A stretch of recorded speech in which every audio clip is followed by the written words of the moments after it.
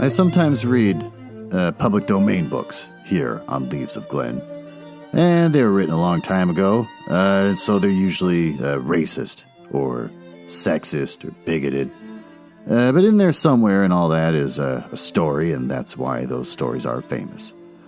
Other times, I read works from independent authors, and they're delightfully not racist, but they might have adult language or adult situations. So that's your warning, but I'm sure you are grown up enough to handle it. Don't write to me complaining. Well, what do you do when it's fall? You can't sit outside anymore like you used to. And you're stuck in the house because of a pandemic, and also just because it's colder out now for most of the time. You read. I've taken up drawing again on an iPad, because I refuse to get my hands dirty with actual real ink and lead and paint and whatever else. And then also get into classical music, which is odd for me, because I grew up listening to punk rock or hardcore music all through my youth. And as I got older, I sort of dipped into, I don't know, kind of middle-aged alternative music, which I didn't like, and then started to sprout off and do my own thing. I was going to start listening to sort of weird alternative folk music and folk music from like the 70s and stuff. And then my tastes were all over the place, and then I settled on classical. Because I realized, when you get to be 46 years old, the music you listen to all your life, you're not cool enough for it anymore. Or it's not cool or never has been cool. I listen to the music I used to listen to in my youth, and I think this stuff is horrible. I mean, lyrics and stuff are just childish. Especially like Metallica. I used to listen to Metallica when I was a kid, really young kid. And Metallica, if you listen to it, is horrible. It's like it was written by a 9-year-old. The lyrics. The music, I'm not trying to say is bad, the actual musical part of it, just the lyrics. And you listen, like, well, I'm just embarrassed. I'm sitting here listening to this right now. And so, same thing with the music I listen to, like punk rock music. I'm like, yeah, this is embarrassing and kind of silly. It's good for kids, but not when you're older and wiser. So then I think, well, then I'll just listen to classical music. The folk music wasn't really taking me anywhere. And, half and half on it. And I'm like, well, at least it doesn't have lyrics that are embarrassing. And then I listened to a podcast from Vox called Pops something or another. Why they call it Night at the Pops, I don't know. And they start explaining Beethoven's Fifth and the reason why it was a big deal and how it's, in the end, wound up making people excluded from being able to go to orchestra concerts because it's too stuffy and people are dressed too nice and you don't know how to act and you can't make any noise. And they talked about how back in the old days, people used to get up and cheer and stuff during performances for the orchestra. And I thought, oh, that's interesting.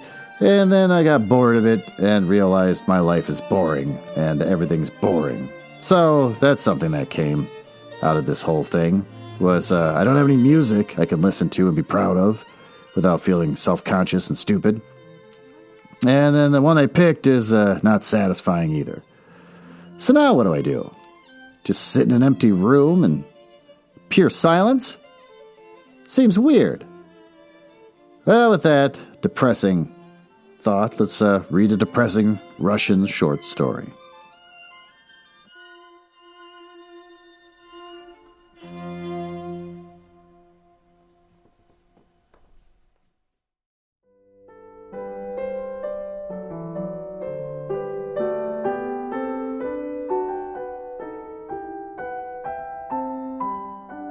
Well, let's learn about the author.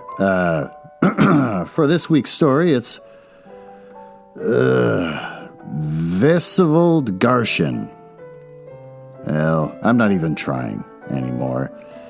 Born the 14th of February, 1855, and died the 5th of April, 1888. His portrait he's a handsome man. He just looks like an average guy. He looks a little nervous, worried. And that's pretty much all I can tell you about him. His life is kind of, in Wikipedia, defined by what his parents did. the wars that they served in under Ivan the Great, and that he also served in the military himself for a while, and then he tried to commit suicide by throwing himself down stone stairs leading to his apartment building. So, there's that. Died at the age of 33. So with that, let's dive into the story that he wrote before he killed himself, The Signal. Semyon Ivanov was a track walker. His hut was 10 versts away from the railroad station in one direction, and 12 versts away in the other. About 4 versts away there was a cotton mill that had opened the year before, and it was a tall chimney rose up darkly from behind the forest. The only dwellings around were the distant huts of the other track walkers. Simon, S-E-M-Y-O-N, Semyon, his health had been completely shattered. 9 years before, he had served right through the war as a servant as an officer. The sun had roasted him, and the cold had frozen him, and the hunger famished him on the forced marches of 40 and 50 versts a day. In the heat, and the cold, and the rain, and the shine, the bullets had whizzed about him, but thank God, ! Lowercase none had struck him. Semyon's regiment had once been on the firing line. For a whole week, there had been skirmishing with the Turks. Only a deep ravine separated the two hostile armies, and from a Norm till eve, there had been a steady crossfire. Thrice daily, Semyon carried a steaming samovar, and his officers' meals from the camp kitchen to the ravine. The bullets hummed about him, rattled viciously against the rocks. Semyon, I was terrified and cried sometimes, but still he kept right on. Well, there we go. They just kind of nonchalantly threw that sad little fact in. The officers were pleased with him because he always had a hot tea ready for him. He returned from the campaign with limbs unbroken but crippled with rheumatism. Oh, God, he had experienced no little sorrow since then. He arrived home to find that his father, an old man, and his little 4-year-old son had died. Oh, my God, we're like only a page and a half in. Semyon remained alone with his wife. They could not do much. It was difficult to plow with rheumatic arms and legs, and they could no longer stay in their village. So they started off to seek their fortunes in new places. They stayed for a short time on the line and in Kherson and Donshina, but nowhere found luck. Then the wife went out to service. And Semyon continued to travel about. Once he had happened to ride on an engine at one of the stations. The face of the station master seemed familiar to him. Semyon looked at the station master, and the station master looked at Semyon, and they recognized each other. It had been an officer in Semyon's regiment. You are Ivanov? He said. Yes, Your Excellency. How do you come to be here? Semyon told them all. Where you off to? I cannot tell you, sir. Idiot! What do you mean you cannot tell you? What I mean to say, Your Excellency, there is nowhere for me to go. I must hunt for work, sir. The station master looked at him and thought a bit and said, See here, friend, stay here a while at the station. You are married, I think. Where's your wife? Yes, Your Excellency, I am married. My wife is at Kursk, in service with a merchant. Well, write to your wife to come here. I will give you a free pass for her. There's a position as a track walker open. I will speak to the chief on your behalf. I should be very grateful to you, Your Excellency, replied Semyon. He stayed at the station, helped in the kitchen, cut firewood, kept the yard clean, and swept the platform. In a fortnight's time, his wife arrived, and Semyon went on a hand trolley to his hut. The hut was a new one, and warm, with as much wood as he wanted. There's a little vegetable garden, a legacy of former track walkers, and there's about half a desitin of plowed land on either side of the railway embankment. Semyon was rejoiced. He began to think of doing some farming, of purchasing a cow, a horse. He was given all the necessary stores, a green flag, a red flag, lanterns, a horn, a hammer, a screw wrench for the nuts, and a crowbar, a spade, a broom, bolts, and nails. They gave him 2 books of regulations and a timetable of the train. At first, Semyon could not sleep at night and learnt the whole timetable by heart. 2 hours before a train was due, he would go over to section and sit on a bench at the hut and look and listen whether the rails were trembling or the rumble of the train could be heard. He even learned the regulations by heart, although he could only read by spelling out each word. It was summer, and the work was not heavy. There was no snow to clear away, and the trains on that line were infrequent. Semyon used to go over his verse twice a day and examine and screw up the nuts here and there, keep the bed level, and look at the water pipes, and then go home to his own affairs. There was only one drawback. He always had to go get the inspector's permission for the least little thing he wanted to do. Semyon and his wife were even beginning to get bored. 2 months had passed, and Semyon commenced to make the acquaintance of his neighbors. The track walkers on either side of him. One was a very old man, whom the authorities were always meaning to relieve. He scarcely moved out of his hut, and his wife used to do all the work. The other track walker, nearest the station, was a young man, thin but muscular. He and Semyon met for the first time on the line midway between the huts, and Semyon took off his hat and bowed. "Good health to you, neighbor," he said. The neighbor glanced askance at him. "How do you do?" he replied, and then turned around and made off. Later the wives met. Semyon's wife passed the time of day with her neighbor, but neither did she say much. On one occasion, Semyon said to her, "Young woman, your husband is not very talkative." And the woman said nothing at first, then replied, "But what is there to talk about? Everyone has his own business. Go your way, and God be with you." However, after another month or so, they became acquainted. Semyon would go with vastly along the line and sit on the edge of a pipe. On a pipe and smoke. Those are two separate things, not pipe smoke. I'm sorry. And then talk of life. Vastly, for the most part, he kept silent. But Semyon talked of his village and of the campaign through which he had passed. "I have had no little sorrow in my day," he would say, "and goodness knows I have not lived long. God has not given me happiness, but what he may give, so will it be. That's so, friend Vasily Stepanovich." Vasily Stepanovich knocked the ashes out of his pipe against the rail, stood up and said, "It's not luck which follows us in life, but human beings. There is no crueler beast on earth than man. Wolf does not eat wolf, but man will readily devour man."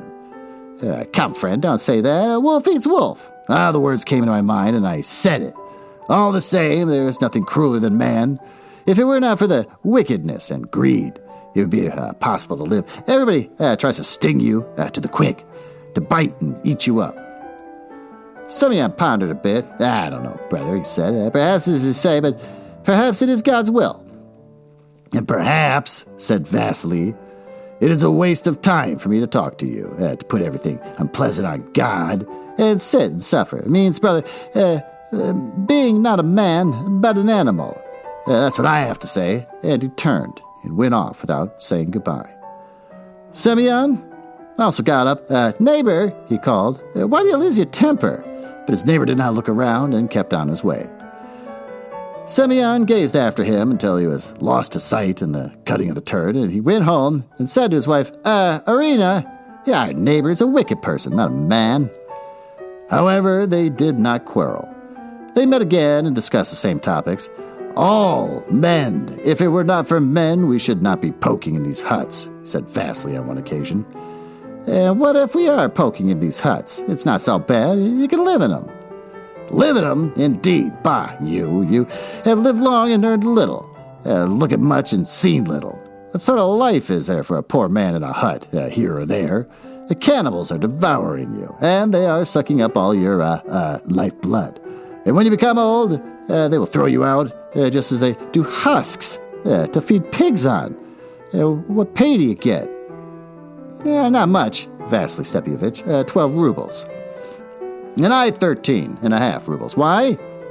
By the regulations, the company should give us 15 rubles a month. Here we go, with firing and lighting. Who decides that you should have 12 rubles, or I 13.5? Ask yourself. Do you say a man can live on that? You understand it is not a question of 1.5 rubles or 3 rubles, even if they paid us each the whole 15 rubles.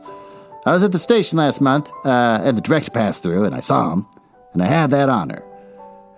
He had a separate coach. He came out and stood on the platform, and I shall not stay here long. I shall go somewhere, anywhere, follow my nose. But where will you go, Stepyovich? Leave well enough alone. Here you have a house, a warmth, little piece of land. Your wife is a worker. Land? You should look at this piece of land. Not a twig on it, nothing. I planted some cabbages in the spring, just when the inspector came along, and he said, what is this? Why have you not reported this? Why have you done this without permission? Dig him up, roots and all. And he was drunk. Another time, he would have not said a word, but this time it struck him. 3 rubles, fine. Vasily kept silent for a while, pulling at his pipe, and then he added quickly, a little more than I should have done for him. Oh, you are hot-tempered. No, I am not hot-tempered. But I tell the truth and think, yes, he will still get a bloody nose from me, and I will complain to the chief. And then we will see then. And Vasily did complain to the chief. Once the chief came to inspect the line, 3 days later, important personages were coming from St. Petersburg and would pass over the line, and they were conducting an inquiry.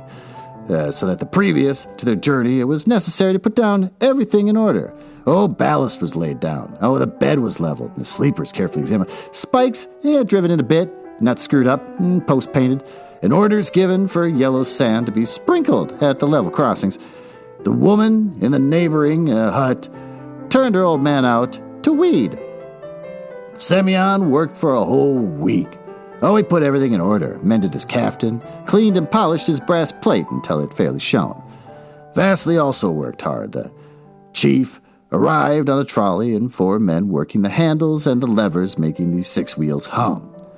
The trolley traveled at 20 versts an hour, but the wheels squeaked, and it reached Seaman's hut, and he ran out and reported in soldierly fashion. All appeared to be in repair. Have you been here long? Inquired the chief. Since the 2nd of May, Your Excellency. All right, thank you. Who's at hut number 164? The traffic inspector. He was traveling with the chief on the trolley, replied Vasily Spiridov. Spiridov. Ah, is he the man against whom you made a note last year? Ah, he is. Well, we'll see, Vasily Spiridov. Go on. And the workman laid the handles, and the trolley got underway, and Semyon watched it and thought, there'll be trouble between them and my neighbor. About 2 hours, he started on his round, and he saw someone coming along the line from the cutting. Something white showed on his head. Semyon began to look more attentively. It was Vasily. He had a stick in his hand, and a small bundle on his shoulder, and his cheek bound up in a handkerchief. Where are you off to? Cried Semyon. Vasily came quite close. He was very pale, white as chalk, and his eyes had a wild look, almost choking. He muttered, to town, to Moscow, to the head office. Head office? You're going to complain, I suppose? Give it up, Vasily Stepyanovich. Forget it. No, mate, I will not forget. It's too late, see? He struck me in the face and drew blood. So long as I live, I will not forget, and I will not leave it like this. Semyon took his hand. Give it up, Stepyanovich. I am giving you good advice. You will not better things. Better things? I know myself I shan't better things. You're right about fate. It would be better for me not to do it, but one must stand up for the right. But tell me, how did it happen? How? He examined everything. He got down from the trolley and looked in the hut. I knew beforehand that he would be strict, and so I had put everything into proper order, and he was just going when I made my complaint. He immediately cried out, "Here is a government inquiry coming, and you make a complaint about a vegetable garden. Here are privy councilors coming, and you annoy me with cabbages." I lost patience and said something, not very much, but it offended him, and he struck me in the face. I stood still. I did nothing, just as if what he did was perfectly all right. They went off. I came to myself, and I washed my face, and I left. What about the hut? My wife is staying there, and she will look after things, never mind about their roads. Vasily got up and collected himself. Goodbye, Ivanov. I do not know whether I shall get anyone at the office to listen to me. Surely you're not going to walk. At the station, I shall try to get on a freight train, and tomorrow I shall be in Moscow. The neighbors bade each other farewell. Vasily was absent for some time, and his wife worked for him night and day. She never slept, and she wore herself out waiting for her husband. And on the third day, the commission arrived, an engine, a luggage van, and 2 first-class saloons. But Vasily was still away. Semyon saw his wife on the 4th day. Her face was swollen from crying, and her eyes were red. "Has your husband returned?" he asked. But the woman only made a gesture with her hands, and without saying a word, went her away. Semyon had learnt, when still a lad, to make flutes out of a kind of reed. He used to burn out the heart of the stock and make holes where necessary, drill them, fix a mouthpiece at one end, and tune them so well that it was possible to play almost any air on them. And he made a number of them in his spare time, and he sent them to his friends amongst the freight brakemen to the bazaar in town. He got 2 kopecks apiece for him. One day, following the visit of the commission, he left his wife at home to meet the 6 o'clock train and started off to the forest to cut some sticks. He went to the end of his section, and at this point the line made a sharp turn and descended the embankment and then stuck in the wood at the foot of the mountain. About half a verst away there was a big marsh around which splendid reeds for his flutes grew. He cut a whole bundle of stalks and started back home. And the sun was already dropping low, and in the dead stillness only the twittering of the birds was audible, and the crackle of the dead wood under his feet. As he walked along rapidly, he fancied he heard the clang of iron striking iron, and he redoubled his pace. There was no repair going on in this section, and what did it mean? He embarked from the woods. The railway embankment stood high before him, and on the top a man was squatting on the bed of a line, busily engaged in something. Semyon commenced quietly to crawl up toward him. He thought it was someone after with nuts to secure the rails, and he watched, and the man got up, holding a crowbar in his hand, and he loosened a rail so that it would move to one side. A mist swam before Semyon's eyes. He wanted to cry out, but he could not. It was Vasily. Semyon scrambled up the bank as Vasily, with crowbar and wrench, slid headlong down the other side. "Vasily Stepyanovich, my dear friend, come back. Give me the crowbar. We'll put the rail back. No one will know. Come back. Save your soul from sin." Vasily did not look back, but disappeared into the woods. Semyon stood before the rail, which had been torn up, and threw down his bundle of sticks. A train was due, not a freight, but a passenger train. And he had nothing with which to stop it, no flag. He could not replace the rail and could not drive in the spikes with his bare hands. It was necessary to run, absolutely necessary to run to the hut for some tools. "God help me," he murmured. Semyon started running toward his hut. He was out of breath, but he still ran, falling every now and then. He had cleared the forest.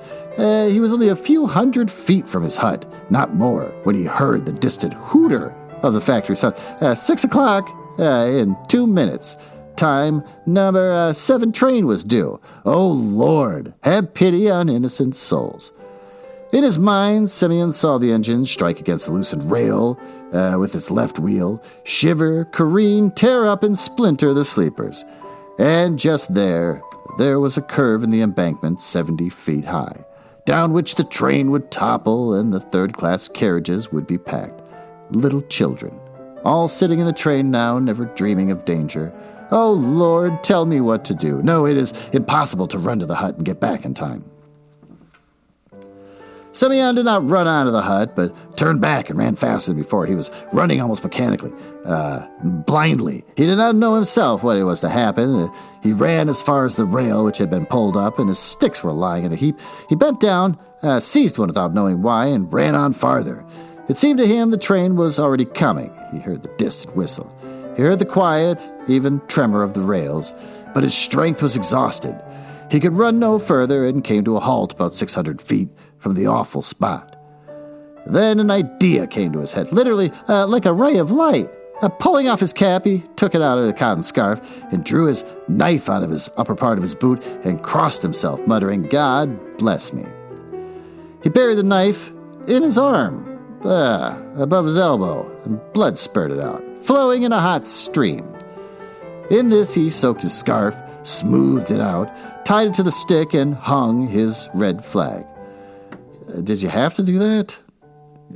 Just waving anything is a signal. It doesn't have to be red specifically or no one's going to respond to it. He stood waving his flag, and the train was already in sight. The driver would not see him. It would come up close by, and a heavy train cannot be pulled up in 600 feet.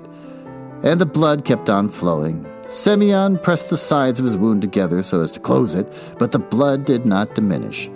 Evidently, he had cut his arm very deep. Oh, his head commenced to swim. Black spots began to dance before his eyes, and then it became dark. There was a ringing in his ears. He could not see the train or hear the noise, only the thought possessed him. I shall not be able to keep standing up. I shall fall and drop the flag, and the train will pass over me. Help me, O Lord. All turned black before him. His mind became blank, and he dropped the flag. But the blood-stained banner did not fall to the ground. A hand seized it and held it high to meet the approaching train. The engineer saw it, shut the regulator, and reversed the steam. The train came to a standstill. People jumped out of the carriages and collected in a crowd. They saw a man lying senseless on the footway, drenched in blood, and another man standing beside him with a blood-stained rag on a stick. Vasily looked around at all, then, lowering his head, he said, "Bind me." I tore up the rail.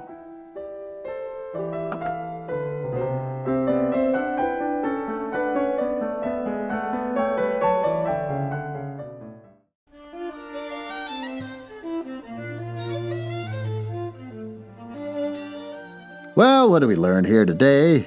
We learned that you can get inside your own head too much. Get real crabby. Which I think is kind of a thing that we're experiencing. At least here in America, people getting inside their own heads too much. Sitting on Facebook, reading weird articles that let them come to bizarre conclusions. And then you do something violent. And in this story, a man learned from his mistakes, tried to rectify his sin, and do the right thing, as he watched another man risk his own life to save people. How does this tie in with what I said earlier about listening to classical music and thinking that it's boring and that my life's boring? I don't know. I should do something more exciting. Like, instead of listening to classical music, what if I made my own? And then I'd save it from its own sin, and then maybe classical music would come to my aid and then turn itself in. Yeah, that seems fit. Well, with that, thanks for listening, and I will probably give up on reading this. I'm starting to run out of short stories out of this thing. I don't know if I really want to go find more depressing Russian short stories. So, who knows? Maybe I'll try to find something else. For God's sake. Because after this, with that story in my mind of all the suffering and depression, I'm just going to roll onto my couch and try to find something to watch on Hulu. And eat. And then just sigh. And not listen to any music while I do it. All right, again, thanks for listening. I'll see you later this week.